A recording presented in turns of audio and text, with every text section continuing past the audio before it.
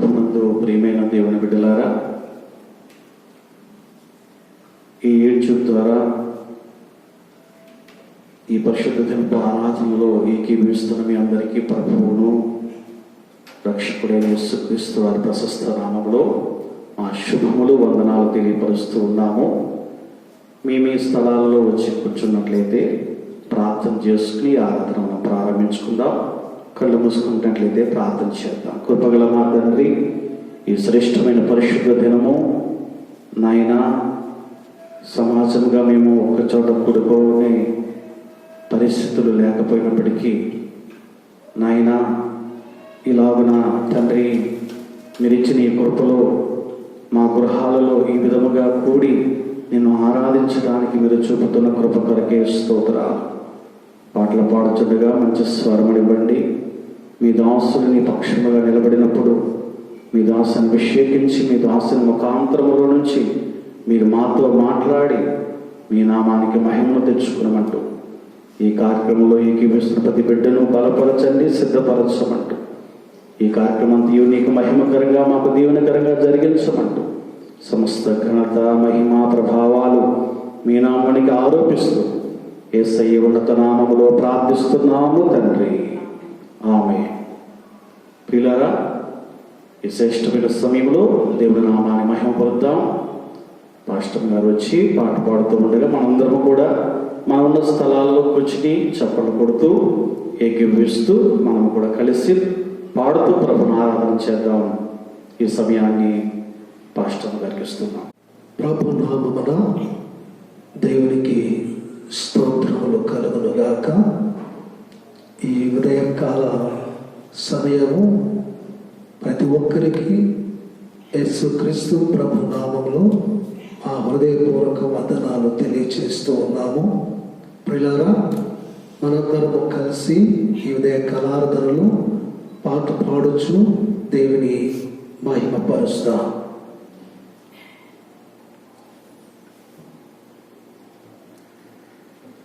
ధన్యమో ఎంతో ధన్యమో యేసయ్యను కలిగిన జీవితము, యేసయ్యను కలిగిన జీవితము.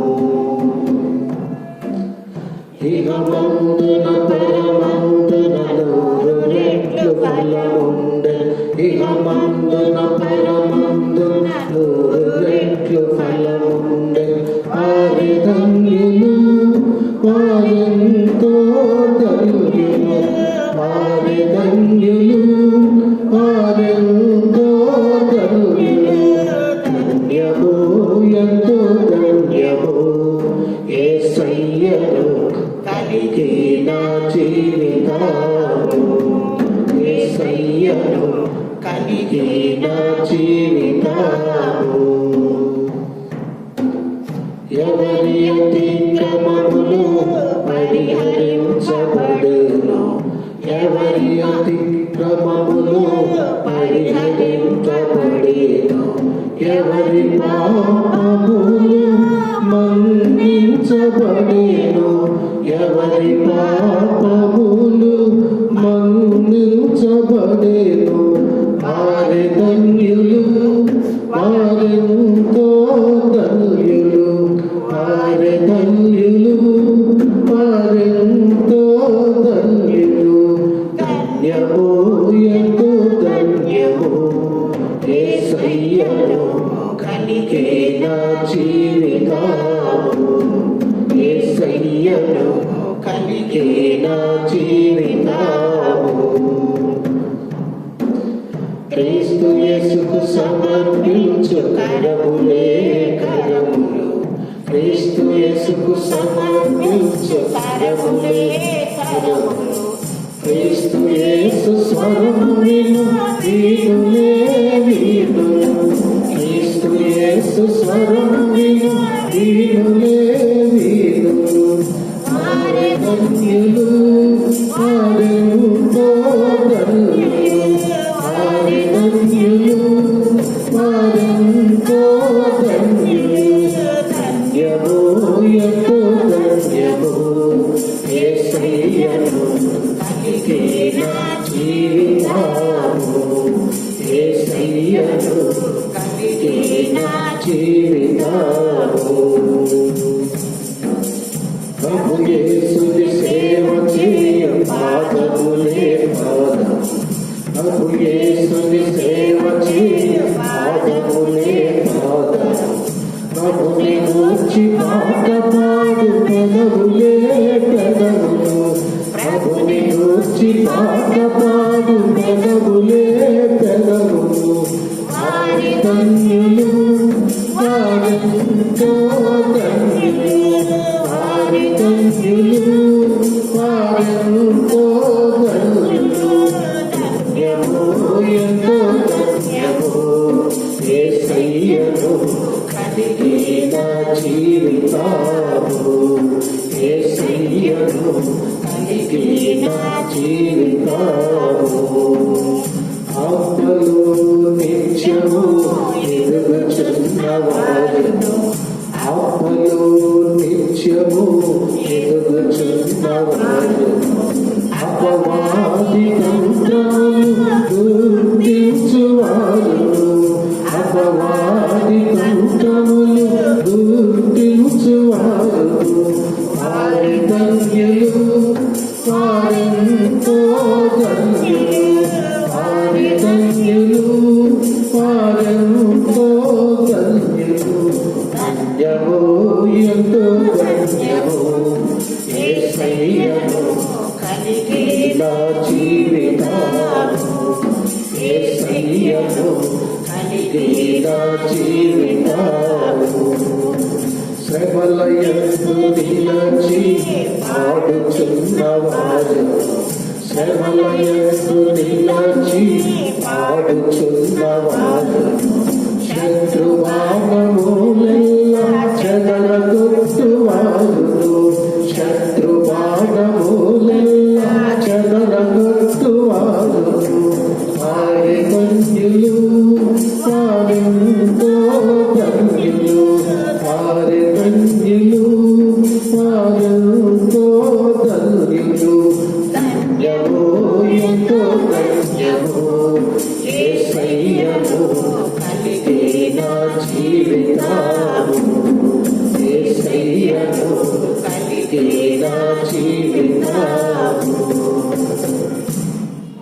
ప్రభునామమున దేవునికి స్తోత్రం హల్లెలూయా దేవునికి స్తోత్రం హల్లెలూయా మంచిది దేవుని నామానికి మహిమ కలుగును గాక ప్రియులారా అందరూ బాగున్నారు కదా క్షేమంగా ఉన్నారు కదా అందరూ సంతోషంగా ఉన్నారు కదా మంచిది చాలా సంతోషం దేవుని మహాకృప దయ కనికిరాన్ని బట్టి మరొకసారి ఈ పరిశుద్ధ దినమున పరిశుద్ధ సంఘముగా దేవుని బిడ్డలుగా మందిరంలో సమాజంగా కూడుకునే అవకాశం లేకపోయినా మనందరం గృహాలలోనే కుటుంబాలుగా దేవుని సన్నిధిలో కూడి ఆరాధించే చక్కని అవకాశాన్ని దేవుడు మనకు అనుగ్రహించినందుకు దేవదేవునికి స్తోత్రం కలుగునుగాక. పిల్లరా మరొకసారి యేసుక్రీస్తు ప్రభు నామములో మీ అందరికీ ప్రత్యేకమైన వందనాలు శుభాలు తెలియజేస్తున్నాను. పిల్లరా మంచిది, మరి మీరందరూ కూడా మీ గృహాలలో సిద్ధంగా ఉన్నారని నమ్ముచున్నాను. ఎటువంటి డిస్టర్బెన్స్ లేకుండా అన్ని పక్కన పెట్టి ప్రతి ఒక్కరు కూడా దేవుని సన్నిధిలో క్రమంగా చక్కగా మీ పరిశుద్ధ గ్రంథాలు తీసుకుని కూర్చోవలసిందిగా ప్రేమతో మనవి చేస్తున్నా. మరి దేవుని వాక్యంలోనికి మనం ముందుకు వెళదాం. ఈనాటి వాక్య భాగాన్ని మనం చదువుకుని తర్వాత వాక్య ధ్యానంలోనికి ముందుకు వెళదాం. మంచిది, పరిశుద్ధ గ్రంథంలో నుండి సామెతలు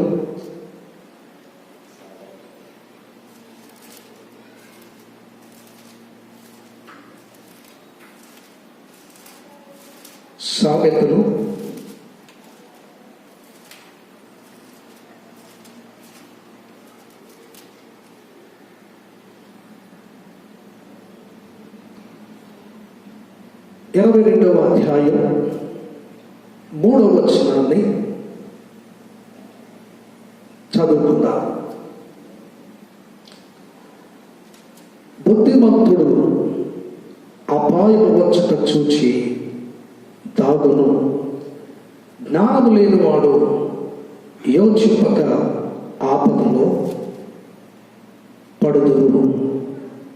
దేవుడు ఈ వాక్య భాగమును మనందరి కొరకై దీవించి ఆస్వాదించునుగాక. చిన్న ప్రార్థన చేసుకుందాం. ఈ వాక్యం ద్వారా ప్రభువారు మనందరితో మాట్లాడి దర్శించాలని ప్రార్థన చేసుకుందాం. అత్యంత కృపగల తండ్రి, మీకే మహిమ. మరొక పునరుద్ధాన దినము మీ దైనందిన మా జీవితంలో మీరు ఇచ్చినందుకు వందనాలు అయ్యా. బయట పరిస్థితులు ప్రతికూలంగా ఉన్నాయి, కానీ మీ సన్నిధి మాకు ఎన్నడూ దూరం కానీయలేదు. ఎక్కడ 2-3 నా నామం పేరిట కూడి ఉంటారు, అక్కడ ఉంటారని సెలవిచ్చిన దేవుడు. కుటుంబాలుగా కొద్దిమందిగా ఉన్న అక్కడ మీరు ఉన్నారు, మందరితో మీరు ఉన్నారు. మీ సన్నిధి కొరకు స్తోత్రాలు. ఉదయకాలం పాడి స్తుతించి ఆరాధించి కృపణించారు, మీకు మహిమ కలుగునుగాక. Thank you Jesus. సజీవుడు వచ్చినందుకు వందనం, క్షేమం వచ్చినందుకు స్తోత్రం. మా రక్షణకర్తవు, మా నిత్యత్వానికి ఆధారము, మా పరమ తండ్రివి, మా కొరకు గొప్ప కార్యములు చేసే దేవుడు మీకు స్తోత్రం. తిరిగి సమయంలో నైనా లేఖనములు ధ్యానిస్తుగా మీ దాసుడు అప్పుడు కనుక సెలువులో మరుగుచ్చేయండి, బోరగా వాడుకోండి. మా అందరితో మాట్లాడండి, మాకు కావాల్సిన అర్థమానం దయచేయండి. మీరు మాట్లాడుచుండగా వెనకొద్దు పుట్టించిన ఆసక్తి కలిగించండి. నిర్లక్ష్యం, నిద్రమత్తు దుశ్చర్య కలిగి ఆటంకమనేస్తున్నామలో బంధిస్తున్నాను. Thank you Jesus. ప్రతి హృదయాన్ని తెరిచి వేలతో నింపండి, ప్రతి ఒక్కరితో మాట్లాడండి. యేసు నామములో ప్రార్థిస్తున్నాము తండ్రి, ఆమేన్. మంచిది పిల్లరా, చాలా సంతోషం, దేవునికి మహిమ. మరొకసారి ఈ వాక్య భాగాన్ని చదువుకుందాం. చూడండి, సామెతలు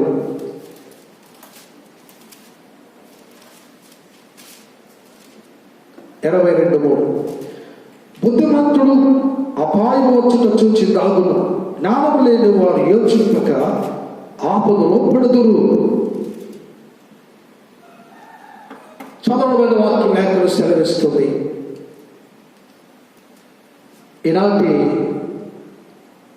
వాక్యాంశం, బుద్ధిమంతుడు అపాయం వచ్చుట చూచి దాక్కుంటాడట. జ్ఞానం లేని వాళ్ళు యోచింపక అపాయంలో పడిపోతారట. ప్రస్తుతం ఉన్నటువంటి ఈ పరిస్థితులలో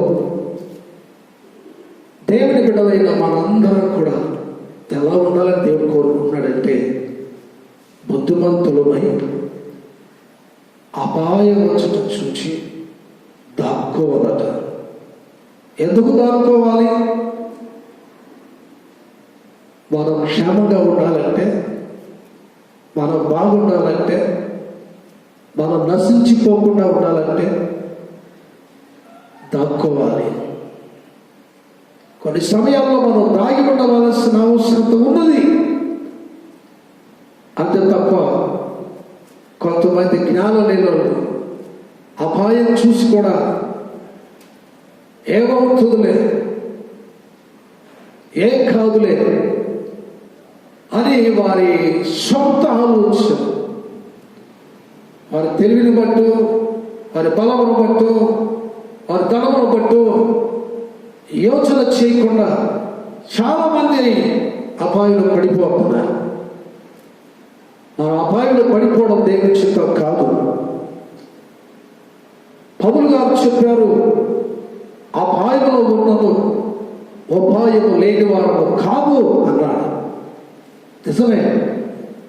మరి మనం అపాయంలో పడిపోవాలనుకోకూడదు. ఎప్పుడు దాక్కోవాలనుకుంటాం? భయపడుతున్నప్పుడు, ఉన్నట్లుగా చేస్తుంది.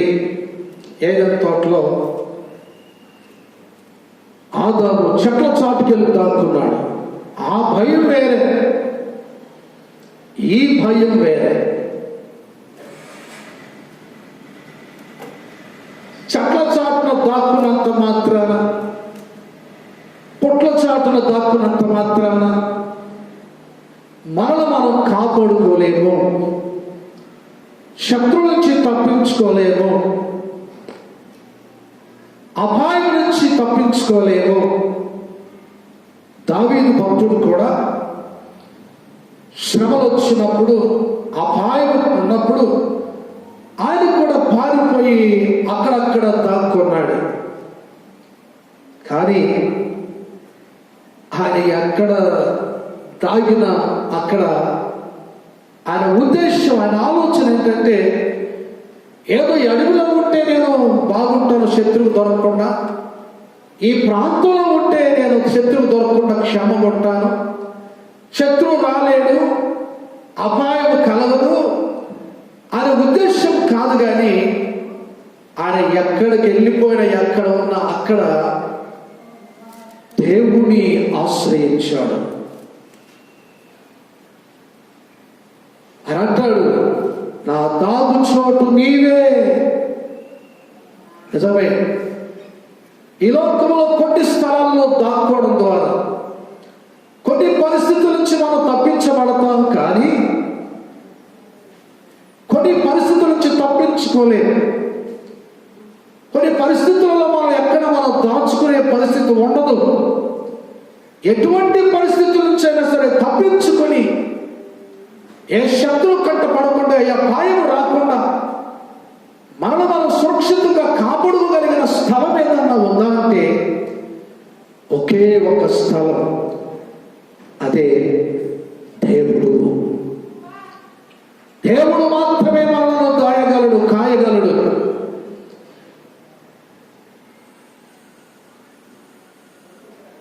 అంతకంటే మించి ఈ లోకంలో ఎవరు మనల్ని దాయలేరు, కాయలేరు. ఆయన దాయగలడు, కాయగలడు.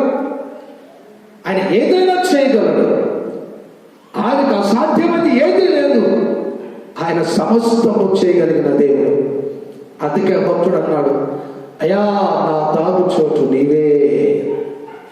నిజమే, ప్రియమైన దేవుని బిడ్డలారా, ఎహెజ్కేలు గ్రంథంలో కూడా దేవుని వాక్య విధంగా సెలవిస్తుంది. చూడండి, ఈ వాక్య భాగాన్ని కూడా చదువుకుందాం. ఎహెజ్కేలు ప్రవచన వాక్యంలో 17వ అధ్యాయం 24వ వచనంలో దేవుని వాక్య విధంగా రాసి ఉంది. చూడండి,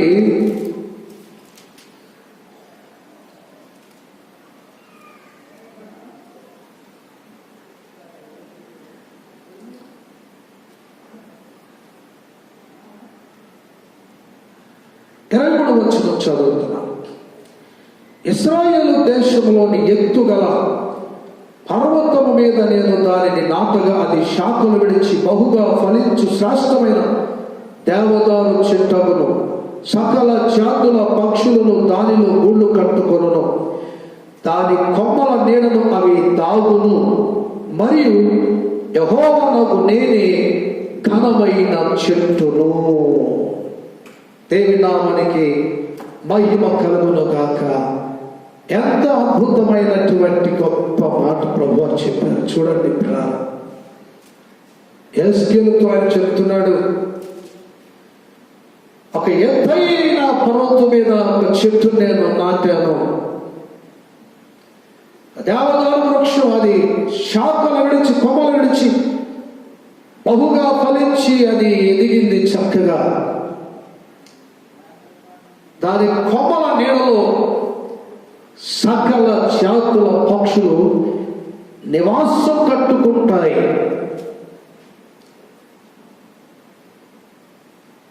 ఆ పక్షులు దాని కొమ్మల నీడన దాక్కుంటాయి, దాగి ఉంటాయి. ఆ ఘనమైన చెట్టు ఎవరంటే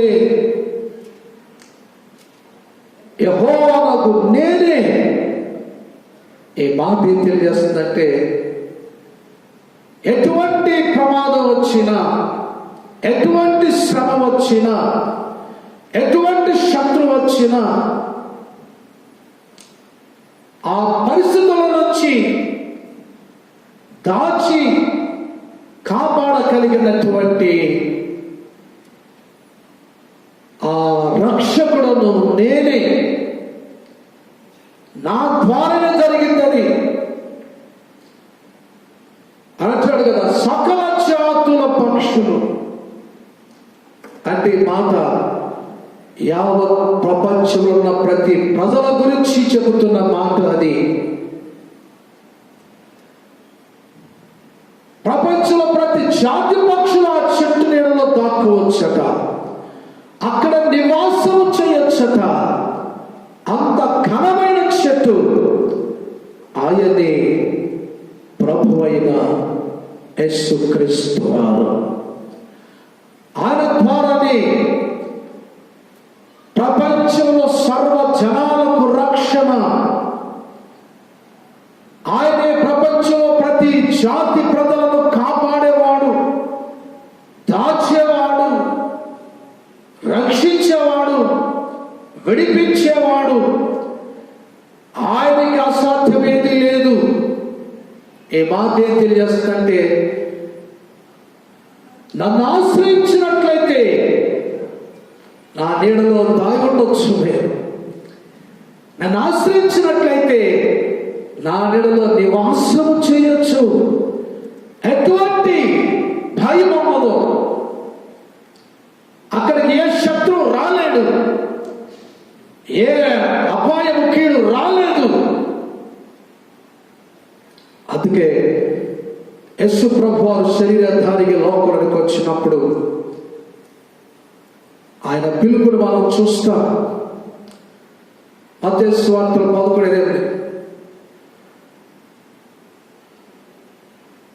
ప్రయాసపడి భారం మోయుచున్న సమస్త జనులారా నా యొద్దకు రండి, నేను మీకు విశ్రాంతినిస్తాను. అపొస్తలుల కార్య 10 చూస్తా. యేసుక్రీస్తు అందరికీ ప్రభు, ఆయన రక్షకుడు.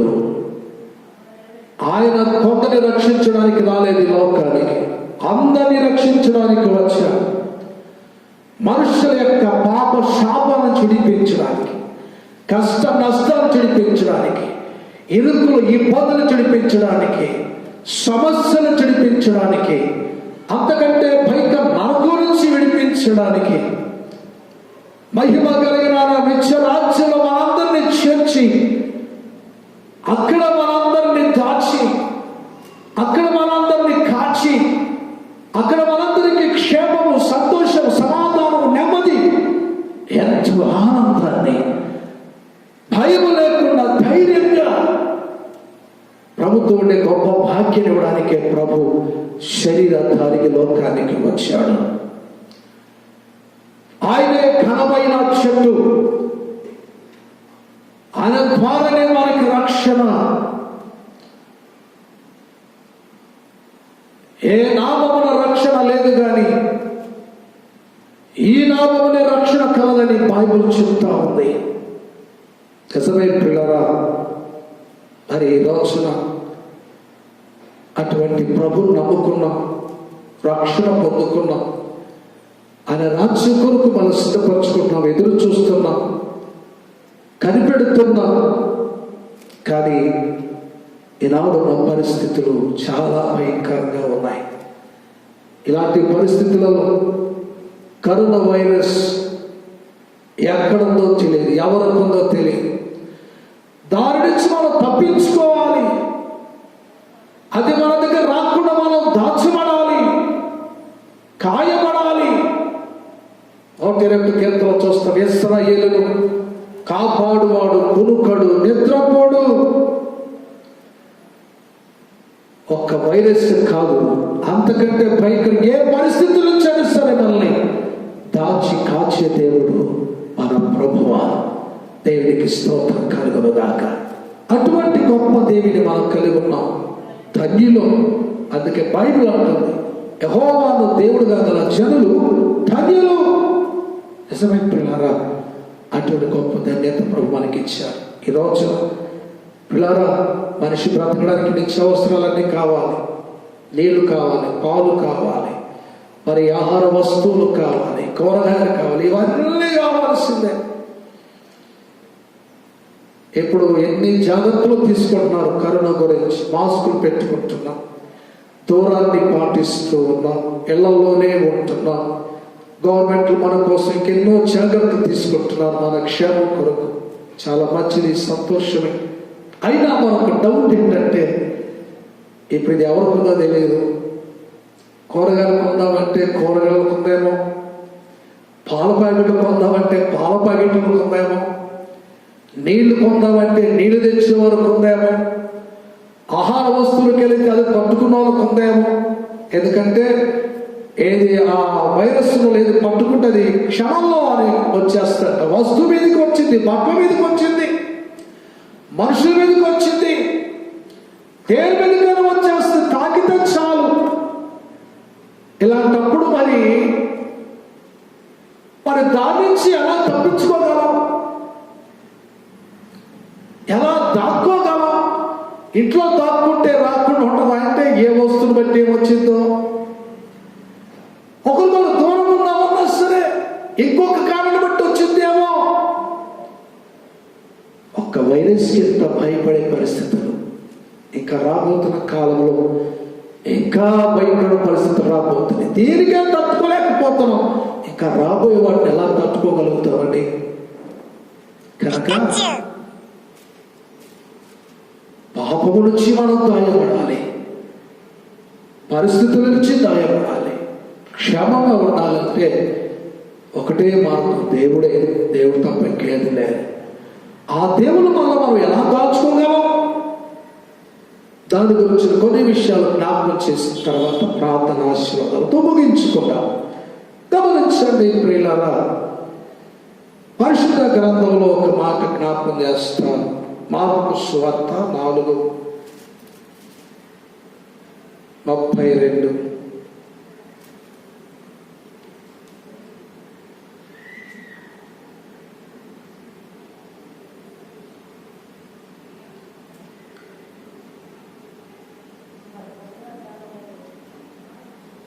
నుంచి చదువుతున్నాను. అది ఆవగింజను పోలి ఉన్నది. ఆవగింజ భూమిలో విత్తబడినప్పుడు భూమి మీద ఉన్న విత్తనములన్నిటికంటే చిన్నదే కానీ విత్తబడిన తరువాత అది మొలచి ఎదిగి కోర మొక్కలన్నిటి కంటే పెద్దదై గొప్ప కొమ్మలు వేయను. కనుక ఆకాశ పక్షులు దాని నీడను నివసింపగలవనెను. దేవుడు లేఖను మన కొరకు దీవించుగాక. చూడండి ప్రియమైనటువంటి వాళ్ళారా, లేఖనం చెప్తుంది, యేసు ప్రభువు వారు దేవుని రాజ్యం గురించి ఉపమానం చెప్పి మాట చెప్పారు. ఆయన ఆవగింజలు పోలి ఉందని దాంట్లో మనం చూసినట్లయితే ఆవగింజ మరి విత్తనాలలో చిన్న గింజ అది. అయితే భూమిలో విత్తబడినప్పుడు అది మొలిచి కోర మొక్కల కంటే పెద్దదై కొమ్మలేస్తుందట. ఆకాశ పక్షులు వచ్చి దాన్ని కొమ్మలకి కూడు కట్టుకుని నివాసం చేస్తాయట.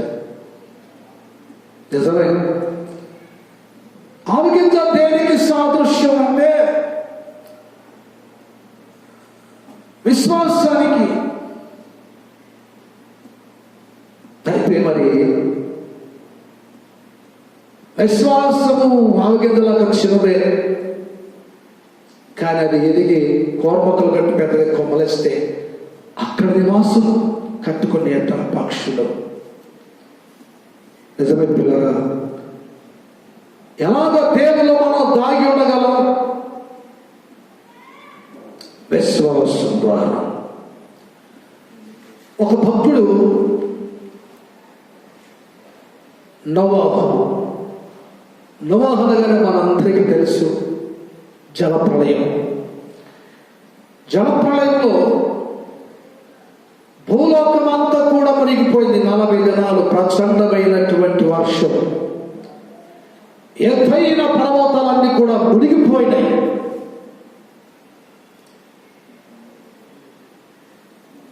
అలాంటి కారణం ఏమిటంటే భూలోకం అంతా కూడా మనుషుల చెడుతనాన్ని బట్టి చెడిపోయింది. పాపపు దుర్వాసనతో నిండిపోయింది. ఎక్కడ చూసిన అన్యాయం, అక్రమం, చెడుతనం, దుష్టత్వం, దుర్మార్గం. మనుషుల మేలు కొరకు, క్షేమం కొరకు దేవుడు వారి కొరకు ఇచ్చిన మంచి మార్గాలు చెరిపేసుకున్నారు. అయితే వారి మీదకి నాశనం అంతం వచ్చింది, జలప్రళయం వల్ల. అలాంటి కాలంలో ఒక వ్యక్తిని దేవుడు జ్ఞాపకం చేస్తాడు, ఆయనే నోవహు. అటువంటి ఆ భయంకరమైన దినాలలో కూడా ఈ నోవహు ఎట్లా ఉన్నాడు మనకు తెలుసు.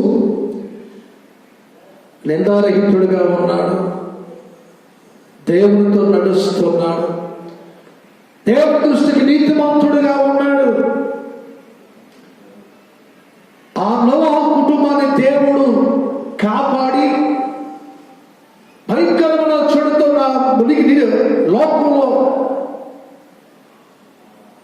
దుర్వాసన పడుతున్న లోకాన్ని క్లీన్ చేయడానికి తిరిగి నోవహు ద్వారా తిరిగి మళ్ళా కొత్తగా ఆ యథార్థత, ఆ నీతి, ఆ న్యాయం, ఆ దేవుడితో నడిచే అనుభవం, దేవుడిచ్చిన ఆ మార్గాలను అనుసరించే క్రమం, దేవుడికి మహిమకరమైన జీవితం కలిగిన, ఆ సువాసన కలిగిన మంచి జీవితంతో కూడిన జీవితం మనుషులు భూమి మీద జీవించాలని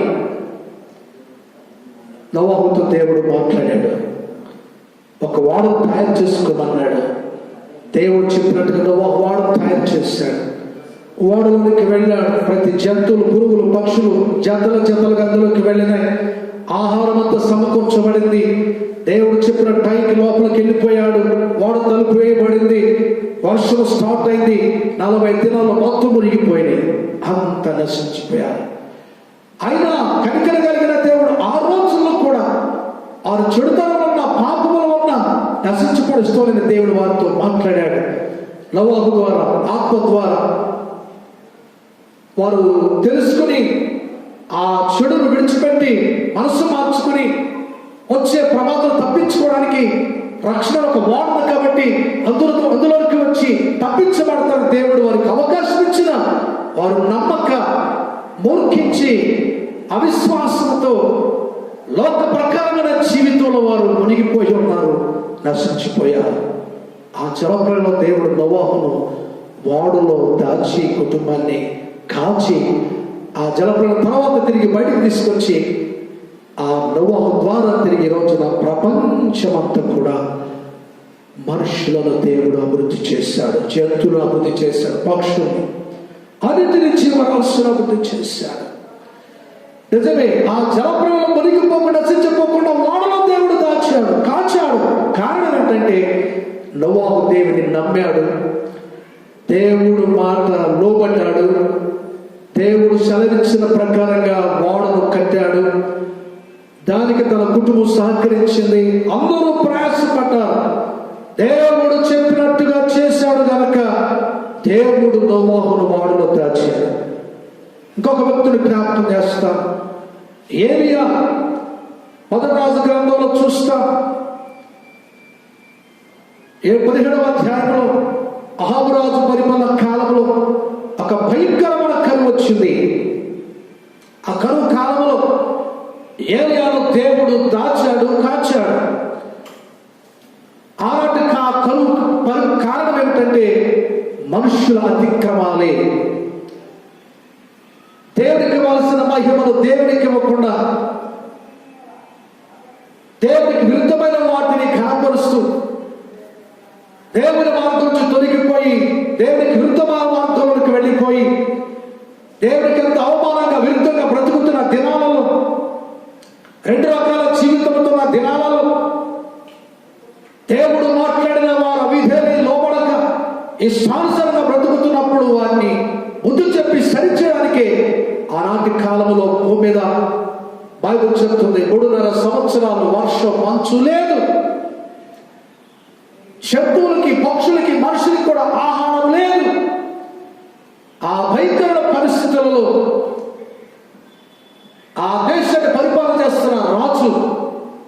ఏలియా మీద కోపగించి ఏలియాను పట్టుకుని చంపకుండా ఒకటి కరువు కాలంలో ఏలియాను దేవుడు పోషించి కాచి కాపాడడానికి దేవుడు ఏలియాతో చెప్పాడు, వెళ్ళి కేరితు వాగు దగ్గర తాగి ఉండు, నేను కాకోహలను ఆజ్ఞాపిస్తాను, నీకేమి కాదు, నువ్వు క్షేమంగా ఉంటావు కాబట్టి అక్కడికి వెళ్ళని దేవుడు చెప్పినప్పుడు అంత పెద్ద ప్రవక్త, ఒక గొప్ప ప్రవక్త దేవుని మాట విని వాగు దగ్గరికి వెళ్ళిపోయి ఎక్కడ దాగి ఉండమన్నాడో అక్కడే దాగి ఉన్నాడు, ఎక్కడ ఉండమన్నాడో అక్కడే ఉన్నాడు. అందువల్ల దేవుడు అద్భుతంగా కాచాడు, కాపాడాడు. ప్రతి దినము ఉదయ సాయంత్రాలు శ్రేష్టమైన మంచి భోజనం, రొట్టె, మాంసం కాకుల ద్వారా దేవుడు పంపించాడు. కాకులు ఆహారం తీసుకుంటాయి కానీ ఇవ్వయి, వాటి స్వభావం అది. అలాంటి కాకులే ఆహారం తీసుకుని వేస్తారు. ఇది దేవుని ఆజ్ఞ. దేవుడు మాట్లాడితే పక్షులు వింటాయి, జంతువులు వింటాయి, ఏదైనా వింటుంది, ఏదైనా లోబడింది, ఆయన చెప్పినట్టుగా చేస్తుంది. ఒక్కటి మాత్రమే దేవుని మాట వినక, లోబడక, చెప్పేది చేయక తన ఇష్టానుసారంగా చేసే ఒక జీవి కూడా ఉంది భూమి మీద. ఎవరంటే మనిషి. అన్ని లోబడుతున్నాయి, అన్ని విజయాలు చూపిస్తున్నాయి. అయినా చెప్పినట్టుగా సృష్టి ప్రారంభం మొదలు ఈ రోజు వరకు సృష్టిలో ప్రతిదీ ఆయన చిత్త ప్రకారంగానే జరుగుతున్నాయి. ఆయన చిత్తానికి విరుద్ధంగా ఉన్నది ఎవరంటే మనిషి. అందుకే ఈ కరువైన, కష్టమైన, నష్టమైన, ఇరుకులైన, ఇబ్బందులైన, తెగుళ్ళైన, విపత్తులైన ఏదైనా కారణం అదే. ఈ సృష్టి శాపానికి కారణమైంది, నాశనానికి సిద్ధంగా ఉంది. కారణం ఎవరంటే బైబిల్ చెప్తుంది మనిషి. పిల్లరా, అయితే ఏలియా మాత్రం అట్లా లేడు. ఎంత పెద్ద ప్రవక్త అయినా దేవునికి లోబడేవాడు, విధేయత చూపించేవాడు. ఎంత పెద్ద ప్రవక్త అయినా ఆయన ఏది చెప్పింది అదే చేసేవాడు. దాగుంటే దాగున్నాడు, అక్కడుంటే అక్కడే ఉన్నాడు. ఆయన ఇష్టాన్ని చేసుకోవడానికి, ఒకవేళ దేవుడి మీద అపనమ్మకంతో దేవుడు చెప్పాడు కానీ అది జరిగిందో జరగదని చెప్పేసి నా బ్రతికెట్ల, నా జీవనం ఎట్లా, ఆహారం ఎట్లా అని చెప్పేసి ఉండమన్న చోట ఉండకుండా, దాగుండమన్న చోట దాగుండకుండా బయటకు వచ్చి అవిశ్వాసే వెతుక్కోలేదు, తిరగలేదు, ఉండమన్న చోటే ఉన్నాడు. మరి ఈరోజు మనం ఆలోచన చేద్దాం. నోవాహులాగా నమ్ముతున్నామా? విధేయత చూపిస్తున్నామా? ఆయన చెప్పిన ప్రకారంగానే చేస్తున్నామా? 3 అంతస్తులు పెట్టంటే 3 అంతస్తులే పెట్టాడు. నువ్వు ఇట్లా వాడు కట్టంటే ఇట్లానే కట్టాడు. అలానే చెట్టు అంటే ఆ చెట్టే. మరి ఈరోజు మన జీవితాలు ఎలా ఉన్నాయి? దేవుని మాట వింటున్నామా? పక్కన పెట్టేస్తున్నామా? ఆయన చెప్పేది ఒకటి, మనం చేసేది ఒకటి. ఏనాడు దేవుని ఇష్టాన్ని మనం చేయాలనుకో, మన ఇష్టమే మనం చేసుకుని పోతా ఉన్నాం. ఎంతకాలం ఈ పరిస్థితి? ఏలాగా వెళ్ళమన్న చోటుకి వెళుతున్నామా? ఉండమన్న చోట ఉంటున్నామా? ఎంతమంది ఈ రోజున వెళ్ళమన్న చోటుకి వెళుతున్నారు, చేయమన్న వాటిని చేస్తున్నారు, ఉండమన్న చోట ఉంటున్నారు. దేవుని ఇష్టాన్ని, దేవుని చిత్తాన్ని ఎంతమంది చేయగలుగుతున్నారు ఈ రోజున? అందుకే కదా చాలా మందికి ప్రమాదాలు వచ్చినా, శత్రువు వచ్చినా దాగుండే చోటు వారికి లేదు. కారణం వారికి బుద్ధి లేదు. బుద్ధి లేదంటే అర్థం ఏంటంటే వివేచించే జ్ఞానం లేదు.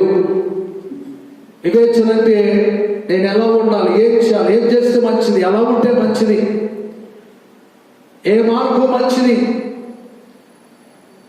దేవుడు ఏం చెబుతున్నాడు, ఏం చేయమంటున్నాడు, ఒక దేవుడి బిడ్డగా నేను ఎలా ఉండాలి, ఎలా ఉంటే మంచిది, ఎలా ఉంటే క్షేమం. ఈరోజు ఇవన్నీ ఆలోచన చేస్తున్నారు మనుషులు. వాక్యం వింటున్నారు, ప్రార్థనకు వస్తున్నారు, ప్రార్థన చేస్తున్నారు, అన్నీ ఉన్నాయి. ఎవరిష్టం వాళ్ళదే. ఆయన ఉండమనేది ఒక చోట, వీళ్ళు ఉండేది ఇంకొక చోట. ఆయన వెళ్ళలేదు ఒక చోట, వీళ్ళు వెళ్ళేది ఇంకొక చోటుకి. ఆయన చేయలేదు ఒకటి, వీళ్ళు చేసేది ఇంకొకటి.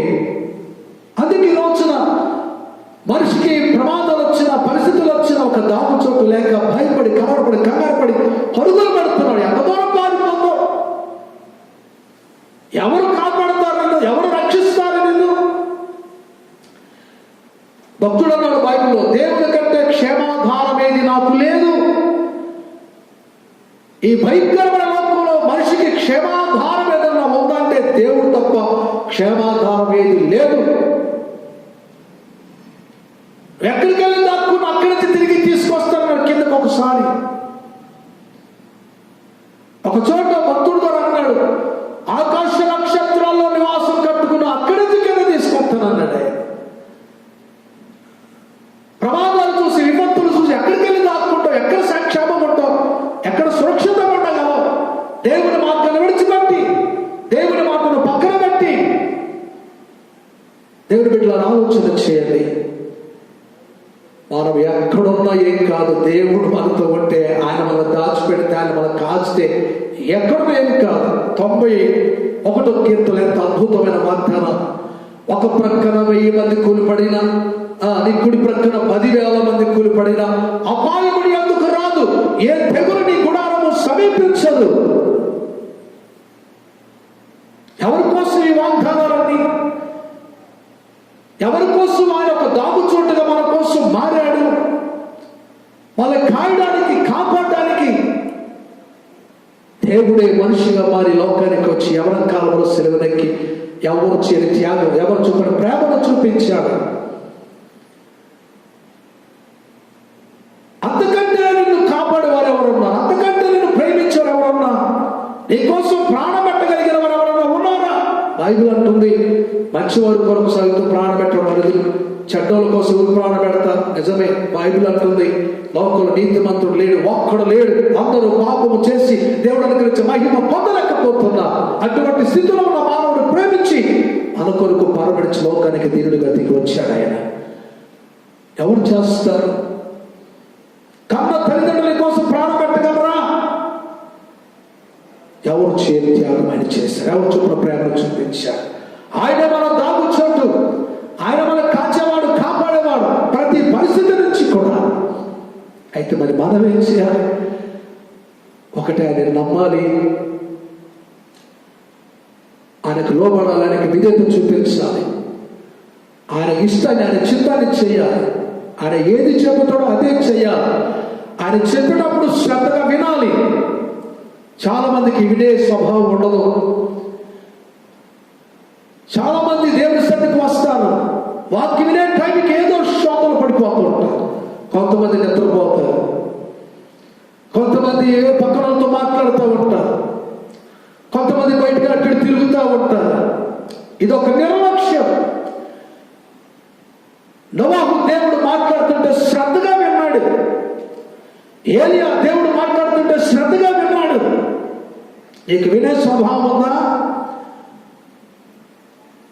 దయచేసి ప్రియమైన దేవుని బిడ్డల, గతకాలం ఒకటి ఇటువంటి బలహీనతలుంటే సరి చేసుకోవాల్సిన అవసరం ఉంది. ఈ రోజున భయపడుతున్నావు, నీ సొంత ఇంట్లో ఉండి కూడా భయమే. నీకు దాగు చోటు లేదు. ఎట్టించి వచ్చిందో ప్రమాదం, శత్రువు అర్థం కాదు. బయటకు వచ్చిన భయమే, లోపల ఉన్న భయమే. ఏదైనా కొనాలన్న భయమే, తినాలన్న భయమే, తాగాలన్న భయమే. ఎక్కడేముందో తెలియదు. కనిపించినటువంటి ప్రమాదం ఇది. కనిపించేదైతే తప్పుకొని పారిపోవచ్చు, దాక్కోవచ్చు. కనిపించదుగా ఇది.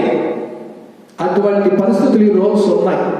దేవుని బిడ్డలారా, నేను వాక్య ముగింపులోకి వెళుతున్నాను. మనం ఒక ఏలియాలాగా ఉంటే ఎంత గొప్పవాళ్ళం కావచ్చు. గొప్పవాడు అని ఈ వైరస్కి నువ్వంటే భయమే కాదు. ఈ తెలివిని బట్టి, బలాన్ని బట్టి, డబ్బును బట్టి ఈరోజు ఎంతమంది వారి తెలివి, వారి ధనము, వారి బలము వ్యర్థమైపోతున్నాయి. ఎందుకు పనికి రావట్లేదు?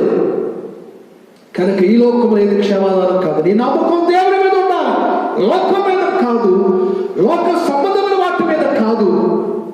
నమ్మకం దేవుని మీద ఉండాలి. దేవుడు తప్ప క్షేమాధారం ఏది లేదు. ఎవరైనా కావచ్చు. ప్రభు అంటున్నాడు, అన్యుడని క్రైస్తవుడని ముస్లిం అని ఏమి లేదు. సకల జాతి పక్షులు వచ్చి ఆ చెట్టు నీడలో దాక్కుంటే అనే అద్భుతమైన మాట చెప్పాడు. నువ్వు ఆయన నమ్మి, ఆయన ఆశ్రయించి, ఆయన దగ్గరికి వచ్చి ఆయన మాట విని, ఆయనకు లోబడి, ఆయన సెలవిచ్చినట్టుగా చేసే బిడ్డగా ఉంటే, ఆయనకి ప్రార్థించే బిడ్డగా ఉంటే, ఆయన చిత్తమును, ఆయన ఇష్టమును చేసే బిడ్డగా ఉంటే, ఆయన అందరికీ దేవుడు, కొందరికి కాదు. ఆయన సృష్టికర్త, ఏకైక దేవుడు, లోక రక్షకుడు. నిన్ను నన్ను రక్షించడానికే వచ్చాడు లోకానికి. మన దాగు చోటు దేవుడే.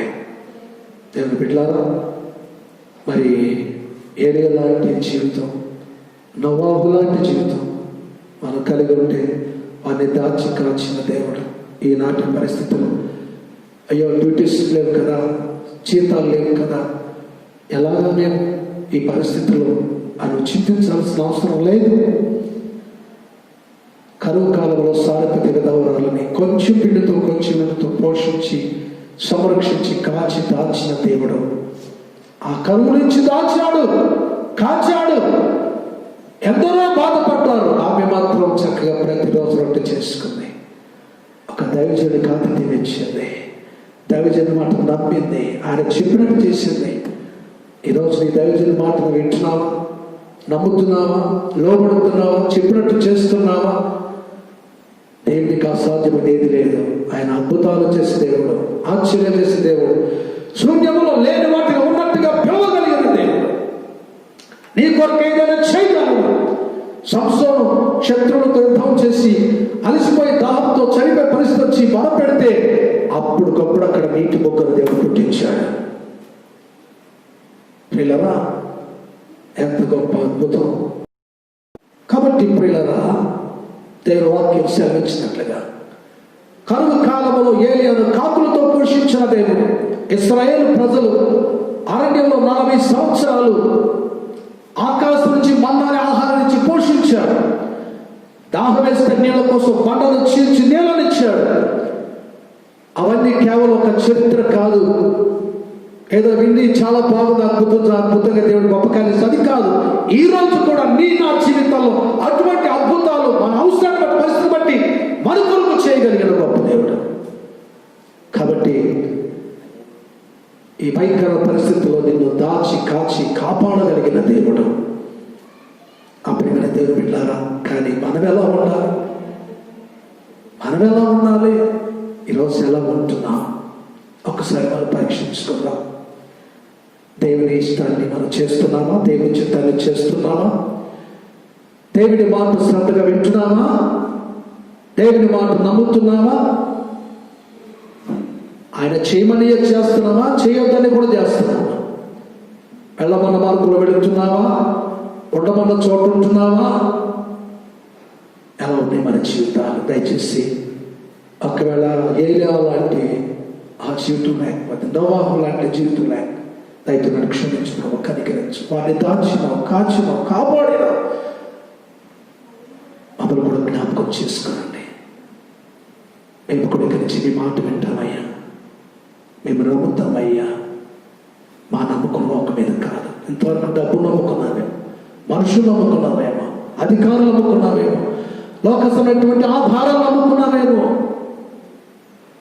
కీర్తన కడున్నాడు, కొండల తట్టు కళ్ళెత్తుచున్నాను, ఎక్కడి నుంచి వచ్చును నాకు సహాయం, యెహోవానే నాకు సహాయం కలుగును. ఆయనే భూమి ఆకాశంలో కలగజేసిన దేవుడు. ఈ సహాయమైన, నిన్ను దాచేవాడైనా, కాచేవాడైనా, కాపాడవాడైనా దేవుడే. ఆయనే ప్రభువైన యేసుక్రీస్తు వారు. ఆయన అన్నారు, ఆ ఘనమైన చెట్టును నేనే. ఎస్కేలు 17:4 చెప్పిన మాట. దేవుని బిడ్డలారా, వాక్యం ముగిస్తున్నాను, ప్రార్థన చేసుకున్నాను, తీర్మానం చేసుకున్నా. దయచేసి ఆయనలో దాగుండడానికి నీకు ఒక దాగు చుట్టుగా మారాడు. మరి ఆయనలో దాగుండాలంటే మనం ఎలా ఉండాలి? ఎలియాని దాయలేక అహాబు చేతిలో పడకుండా, కరువులో నశించిపోకుండా సారిపతి రుణాలని దాచి కాచలేదా? నోవాహును ఓడలో దాచి కాచలేదా? నిన్ను నన్ను కూడా తప్పకుండా ఈనాటి పరిస్థితుల్లో దాచి కాచి దేవుడు. ఆయనకి మన జీవితం అప్పగించుకుందాం. ఒక ఏలియాలాగా, ఒక నోవాహులాగా, ఒక మోషేలాగా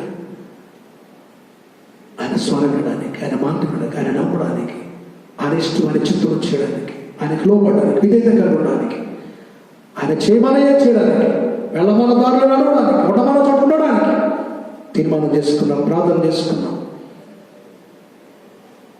కళ్ళు మూసుకుంటే అందరం ప్రార్థన చేసుకున్నాం.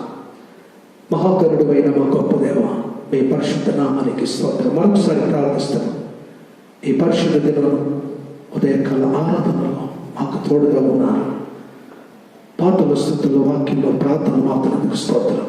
ఎంతమంది బిడ్డలు మీ మాటలు విన్నారు?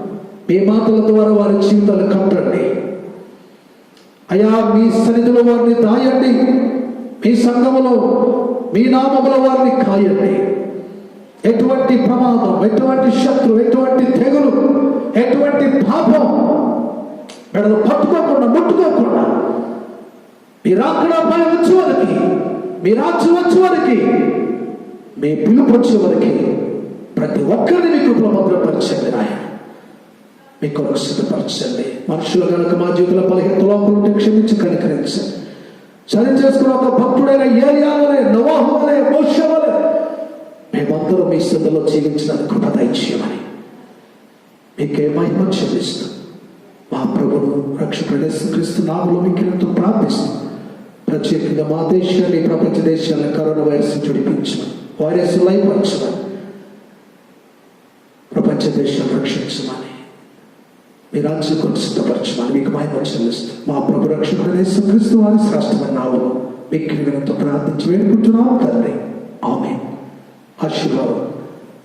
మన తండ్రి అయిన దేవుని ప్రేమ, కుమారుడైన యేసుక్రీస్తు వారి కృప, పరిశుద్ధాత్మని అన్యోన్య సహవాసం, సహాయం, ఆయన సన్నిధి నుంచి కృప కూడి చేరవచ్చిన మనందరికీ సర్వలోక పరిశుద్ధుల ప్రభు సదా గ్రహించి అనిత్రాజ కొరకు సిద్ధపరచి బలపరిచి ముందుకు నడిపించునుగాక.